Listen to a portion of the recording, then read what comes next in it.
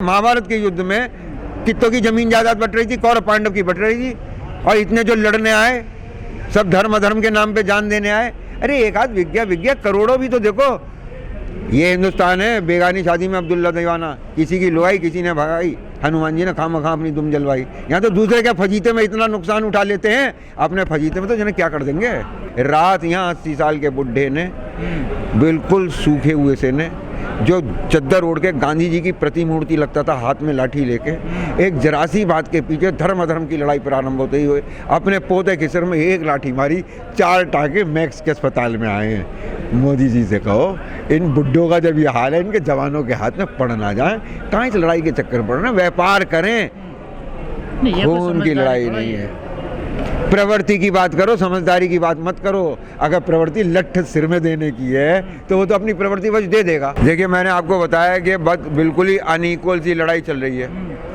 एक तरफ तो वो लोग हैं जो इनसे ये कहा जाता है, व्यापारी वर्ग कौन सा है, जो अपने बच्चों से ये कहता है कि झगड़े की जगह है वहाँ मत जाना, पत्थर चल सकते हैं, लाठी चल सकती है, झगड़े की जगह मत जाना। और दूसरी तरफ वो लोग हैं जो 4 आदमी जा भी रहेंगे, कहाँ जा रहा है, कि लड़ाई हो गई चल हम भी चल रहे हैं, कि लठिया चल सकेगी हम भी चलाएंगे, कि चच्चा गोली भी चल सकती है चल हम गोली भी देखेंगे।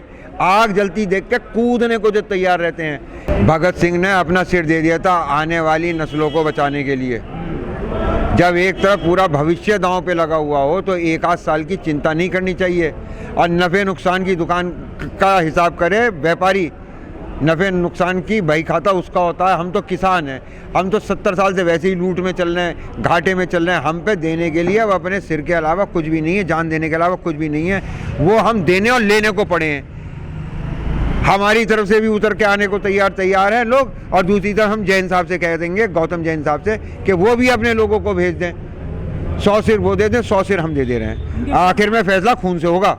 उनके पास आदमी नहीं है, बुद्धि है, परचेज कर ले, उनके पास पैसे है। देख ले पैसे के लिए मरने कोई आ जाए तो क्यों खाकी निकरधारियों से पूछ के देख ले एक बार, पंगा लेंगे। 35 किलो के गांधी जी ने रात सर फोड़ दिया था।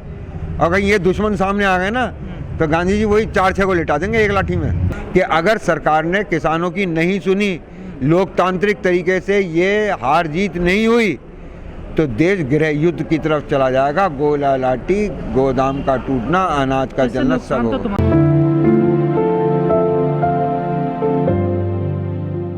मैंने रात गांधी जी अहिंसक, गांधी जी हिंसा के मूड में देख लिए।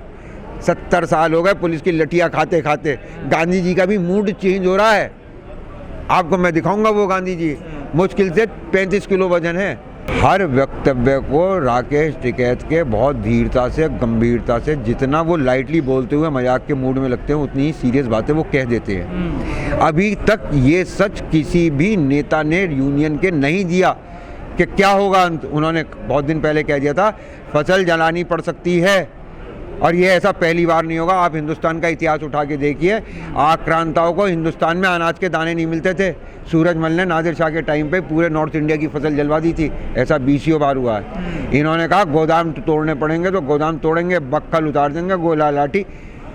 ये उस दिशा में बोल रहे हैं कि अगर इन सरकारी षड्यंत्रकारियों ने इस आंदोलन को फेल करने के अलोकतांत्रिक तरीके अपनाए तो जिस अराजकता पे चल के ये गृह युद्ध की तरफ देश जाएगा, ये उसकी परिणति बता रहे हैं। ये सिर्फ कह नहीं रहे हैं, इनके कहने का मतलब समझो। ये भविष्य में अगर आप नहीं सुधरे तो इस रास्ते पे जाके आगे यही स्टेशन आएंगे।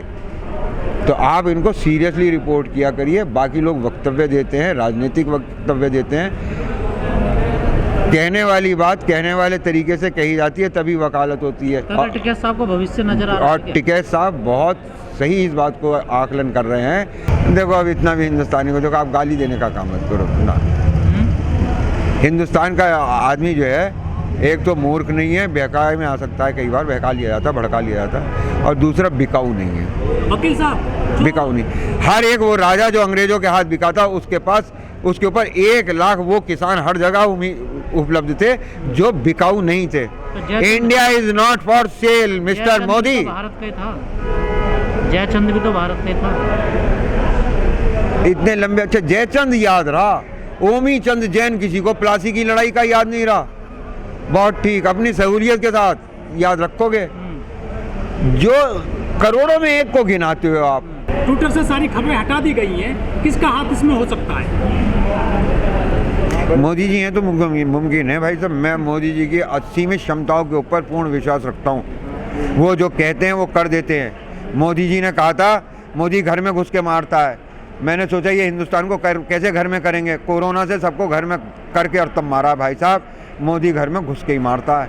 और अगर वो ट्विटर सब, वैसे एक बात बताऊँ मैं, कैमरा तो नहीं आ रहा कहीं बीच में। ट्विटर के लिए कैमरे की जरूरत नहीं पड़ती, फेसबुक के लिए पड़ जाती है कैमरे की। कैमरा बैन नहीं कर सकते हैं मोदी जी, उसकी तरफ से बेफिक्र रहना, और फोटो लाने का कोई ना कोई व्यवस्था कर लेंगे वो, और जो वो करेंगे उस पर हम भी आ जाएंगे। जिस तरह से मेन स्ट्रीम मीडिया पे कंट्रोल किया गया है भारत सरकार द्वारा, उस तरह से जो सोशल मीडिया है, जो बिल्कुल फ्री प्लेटफॉर्म है, वहाँ पे भी कंट्रोल किया जा रहा है मोदी सरकार द्वारा। ये कंपनियों को कर सकते हैं, लेकिन इसके ऊपर जो कंटेंट राइटर्स हैं जो इसके ऊपर अपलोड कर रहे हैं इन्फॉर्मेशन को, ये जो एक्टिविस्ट हैं, इनको आप कंट्रोल नहीं कर सकते। Simply impossible. तमाम जेलों में है, चाहे तेल तुंबड़े हो, चाहे और बहुत सारे रिपोर्टर हो, जेल में गए हैं, मर्डर किए गए हैं मोदी सरकार में, योगी सरकार में। इतने तो फौज के सिपाही मरवा दिए इन्होंने। कितनों में कितने चले गए और अभी तो जागे नहीं है भाई साहब।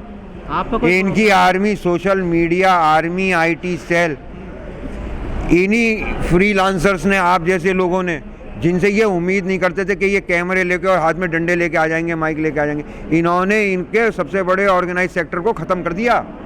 अब लड़ाई नहीं बची, अब तो सिर्फ इस बात में हो रही है कि दंगल बंद कर दो। हर बार पिट रहे हैं अब हम, तो आप लोगों को तो इस बात की बधाई है कि आपने इनके पहलवान को धर पटक के मारा है, इसीलिए अब ये दंगल बंद कराने की बात करते हैं। ये आपकी जीत का प्रतीक है। अब तो सरकारी संघ की है।